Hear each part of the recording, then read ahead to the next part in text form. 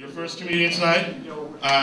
Very funny gentleman, I'm hoping. And I've never seen him before, but I'm sure I'm going to love him afterwards. Please welcome to the stage, Adrian Sawyer, folks. Here he comes.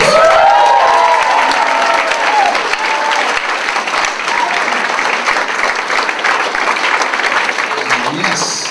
So it's a Hitler crowd. No, it's not a Hitler crowd. In case he was talking about the BP oil spill, I like what Barack Obama said. He's like, whose ass does he need to kick?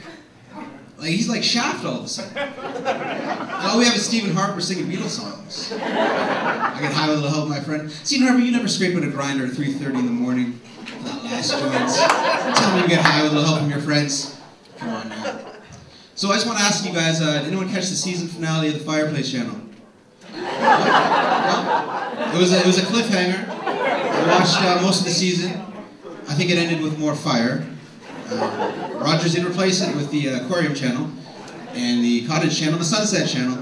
They didn't take my recommendation of the Front Lawn Channel. You know, maybe every 10 minutes a dog can take a shit on the lawn. Jehovah's Witness will scurry by. Some weird guy can park his van across the street, just stare at it and smoke for 4 hours. That's my Rogers on Demand. But there's nothing on TV, there's nothing good. There was this commercial for, I guess, a paper towel company. And the young couples there, they're like, oh, we bought a new latte machine. Finally, our latte budget's under control. First of all, how many lattes were they drinking that A, they needed a budget, and B, the shit got out of control? Were they drinking 8 lattes a day, and all of a sudden now their kids can't go to college? And I'm pretty sure if you drink 8 lattes a day, you're gonna shit like a llama.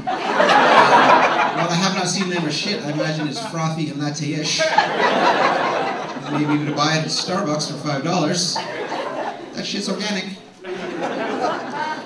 I was in a hotel recently and I went down to the vending machine. And you know, they had standard vending machine fare, chocolate bars and chips. And then they had individually wrapped condoms. And that's not the weird thing. The weird thing is they were priced the same as the chips in the chocolate bar, $1.50. So I thought to myself, surely this must have happened. Someone's down on their last $1.50 and they gotta make that choice. You buy Smarties, Doritos, or a condom. What would you do? What would Jesus do? And by Jesus I mean my weed dealer. I'm thinking you buy the chips. And you deal with the consequences 9 months later. And when the child is born, you name them Cool Ranch. Or sour cream and onion. To forever remind you to buy condoms. Jeez. They're actually marketing condoms to 12-year-olds in Europe. Like, I kid you not, they're called hot shots. And like, I was a fat kid growing up, man. When I was 12 years old, the only sex I was having was with chocolate eclairs. I was doing naughty things with honey dip donuts. But now that, you know, my real downfall though wasn't donuts. I'll be real with you people, it was muffins. That was the muffin heyday. And I'll be honestly, right now, I'll tell you one thing. I like my muffins like I like my breast. Big with chocolate chips. Or small with chocolate chips. Either way, chocolate chips are involved in my fetish. But, you know, child obesity is like out of control now. You know, it's raging. Like that segue? It's raging out of control. Like I went to Max the other day and I saw a kid eating raw sugar out of a satchel. Well, this is weird. And I thought to myself, there's only one cure for child obesity. And that's child labor. Because I have yet to see a fat kid sew a pair of Nikes. And when I was a kid and you said, Adrian, step away from the donuts if we sewing Nikes, I would have sweatshopped the best pair of Nikes in the world. People in China would have been like, yo, that's that fat kid from Canada. He's an artiste. And signed his name in Boston Cream. And I would have. But speaking of childhood memories, Robert Munch. Wow, a cokehead. Did not see that coming. Did not see that coming at all. And I was like, you know what I wondered? Who is the piece of shit that is selling Robert Munch cocaine? Who is that asshole? Because if Robert Munch came up to me and said, Adrian, can you sell me some cocaine? I'd be like, no, you're Robert Munch. You're an icon. You're a hero. You're like the littlest hobo. You know, 50 million kids are buying your books. I will not sell you cocaine, Robert Munch.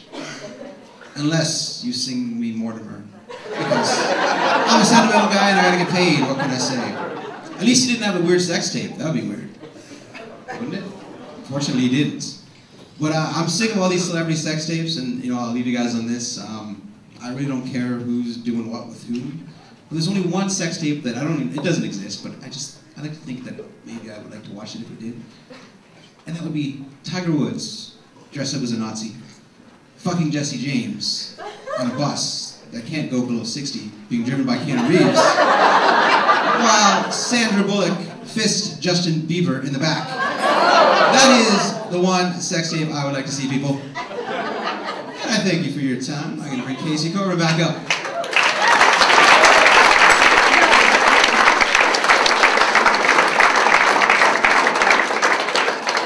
There we go, folks. That is the starter. That is the starter of the night. Adrian Sawyer, let's give him the love. People, let him hear it.